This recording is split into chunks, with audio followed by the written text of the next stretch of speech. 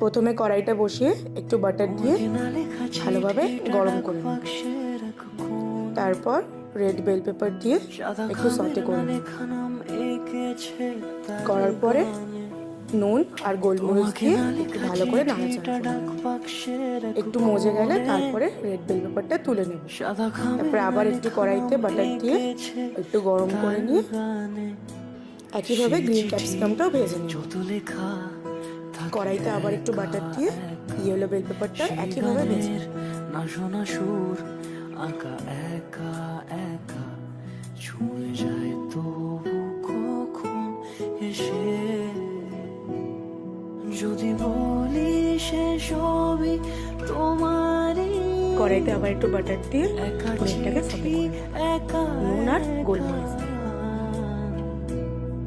যদি বলি সে সবই তোমারই। কড়াইতে আবার একটু বাটার দিয়ে পেঁয়াজটাকেও সেম ভাবে সটে করে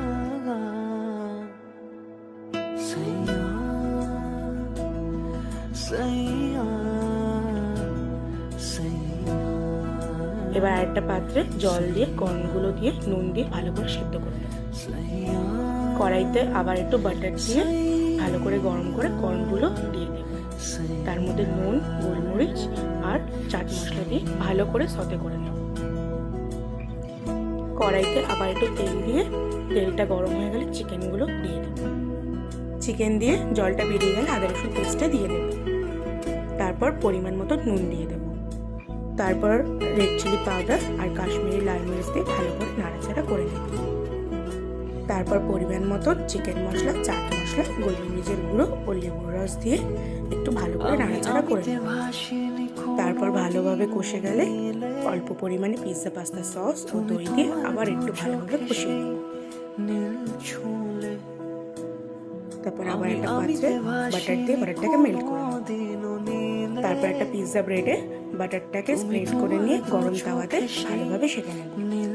তারপর পিৎজা ব্রেডটা মেয়োনিজ আর পিৎজা পাস্তা সসটা ভালোভাবে স্প্রেড করে নিতে হবে। একটা চিজ কিউব ভালোভাবে ক্রাশ করে নিতে হবে। তারপর ভেজিসগুলোকে ভালোভাবে সাজিয়ে নিতে হবে।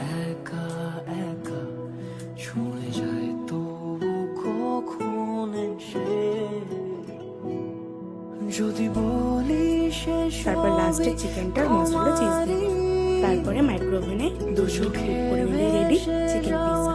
লাস্টে চিলি ফ্লেক্স আর অরিগানো দিয়ে গার্নিশ করে নেব।